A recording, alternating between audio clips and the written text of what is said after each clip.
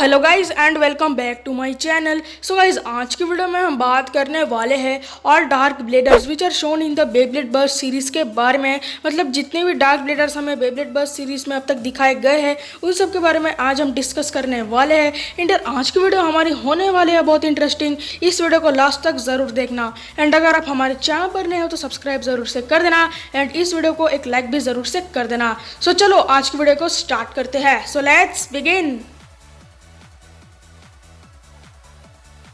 So guys जो पहला dark bladder हमें बेब्लेड बर्स्ट के सीरीज में दिखाया गया था वो था रेड आई।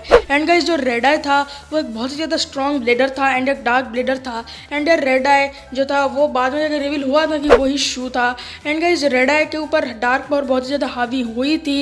एंड यार रेड आई को डार्क पावर उसके बेब्लेड रेक्विएम स्प्राइजन से मिली थी। सो यार रेड आई एक बहुत ही ज़्यादा स्ट्रॉन्ग ब्लेडर था एंड इसने बहुत सारे बेब्लेड्स को डिस्ट्रॉय भी करा था। एंड यार ये बेब्लेड बर्स्ट एवोल्यूशन का मेन एंटागोनिस्ट भी था। सो यार रेड आई सबसे पहला डार्क ब्लेडर था बेब्लेड बर्स्ट के सीरीज में।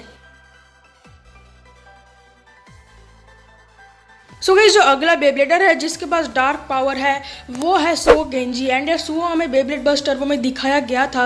एंड यार सुओ को डार्क पावर उसके बेब्लेड हिट सैलेमेंडर की वजह से ही मिला था। एंड गाइस हम कह सकते हैं कि हमने सुओ की डार्क पावर इतनी नहीं देखी है बिकॉज यार सुओ ने उसको उतना यूज़ नहीं किया है। उसने ओनली रंजीरो आइगर एंड फुबुकी के सामने ही अपना डार्क पावर यूज़ किया है एंड उसके बाद उसने उतनी ज़्यादा बे बैटल्स नहीं की है। सो यार सुओ एक बहुत ही ज़्यादा स्ट्रॉन्ग ब्लेडर था एंड ओवरऑल एक बहुत ही अच्छा कैरेक्टर भी था। सो यार सुओ सेकंड ब्लेडर था जो कि डार्क पावर को यूज किया था। सो गाइस जो अगला डार्क ब्लेडर हमें बेब्लेड बर्स्ट के सीरीज में दिखाया गया था वो था हम सबका प्यारा आइगर का बाने। सो गाइस आइगर को डार्क पावर कैसे मिला था ये तो अब तक किसी को पता नहीं, पर बहुत सारे लोग कहते हैं कि उसे डार्क पावर 5 की वजह से ही मिला था। सो हम ये मान के चलते हैं कि उसे डार्क पावर 5 की वजह से मिला था। एंड जब आइगर को डार्क पावर मिला था तो वो आउट ऑफ कंट्रोल हो गया था एंड उसने वॉल्ट के बेब्लेड वंडर वेल्ट्रियो को भी डिस्ट्रॉय कर दिया था।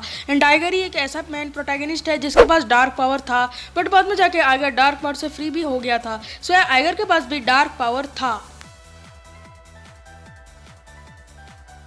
सो गाइस जो अगले डार्क ब्लेडर के बारे में हम बात करने वाले हैं जिसके पास डार्क पावर है वो है फाई कुरोमी। सो गाइस जो फाई है वो बेब्लेड बर्स्ट टर्बो का मेन विलेन भी था एंड इसने बहुत सारे ब्लेडर्स के बेब्लेड को डिस्ट्रॉय करा था एंड आइगर के बेब्लेड जी अकिलिस को भी इसने ही डिस्ट्रॉय करा था। एंड यार बेब्लेड बर्स्ट टर्बो में फाई के पास दो बेब्लेड्स थे, एक तो था रिवाइव फीनिक्स एंड दूसरा था ड्रेड फीनिक्स। एंड ये दोनों बेब्लेड्स बहुत ही ज़्यादा स्ट्रॉन्ग थे, but unlike other dark bladers Phi अपने डार्क पावर को कंट्रोल कर सकता है एंड फाई के पास अभी भी डार्क पावर मौजूद है। सर फाई की डार्क पावर भी बहुत ज्यादा खतरनाक थी। सो गाइस जो अगला डार्क ब्लेडर हमें बेब्लेड बर्स्ट के सीरीज में दिखाया गया था वो था फाई का भाई हाइड। सो गाइस जो हाइड है वो भी फाई के जैसे अपने डार्क पावर को कंट्रोल कर सकता है। एंड यार हाइड कुछ समय के लिए वर्ल्ड चैंपियन भी बना था एंड इसने आइगर को चैंपियनशिप्स में बहुत ही बुरी तरह हराया था। एंड इसके बेब्लेड का नाम है डेड हेडिस एंड वो बहुत ही ज़्यादा ओवर पावर्ड एंड स्ट्रॉन्ग है। एंड यार हाइड बेब्लेड बर्स्ट टर्बो में फाई के जैसा एक एंटागोनिस्ट है एंड इसके पास भी फाई के जैसे डार्क पावर है एंड अभी भी इसके पास डार्क पावर मौजूद है। सो हाइड के पास भी डार्क पावर है एंड वो बहुत ही ज़्यादा स्ट्रॉन्ग है।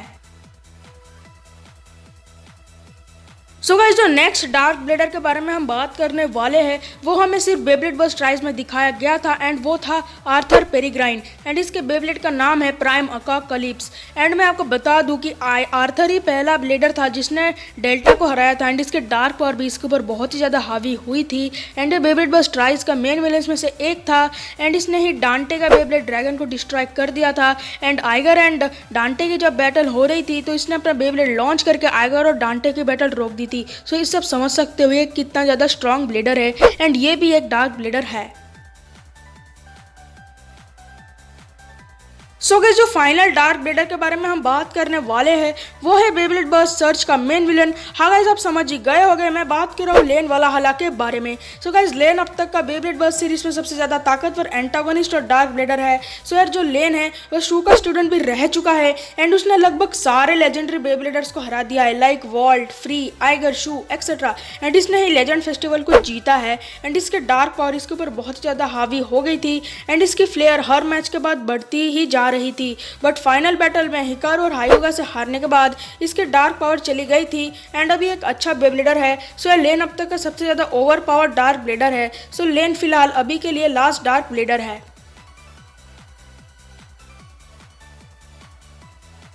सो गाइज यही कुछ डार्क ब्लेडर्स थे जो कि हमें बेब्लेड बर्स्ट के सीरीज में अब तक दिखाए गए हैं, बट आगे के बेब्लेड बर्स्ट के सीजन में ऐसा हो सकता है कि हमें और डार्क ब्लेडर्स दिखाए जाए, बट फिलहाल के लिए हमें ओनली 7 डार्क ब्लेडर्स दिखाए गए हैं। सो यार हाँ, आज की वीडियो हमारी यहीं पर होती है खत्म। एंड अगर आपको आज की वीडियो पसंद आई है तो इस वीडियो को एक लाइक जरूर से कर देना। एंड अगर आपने अब तक मेरे चैनल को सब्सक्राइब नहीं किया है तो क्या कर रहे हो यार, सब्सक्राइब कर दो एंड नोटिफिकेशन बेल को ऑल पर सेट भी कर दो। सो यार that's it for today guys, see you next time.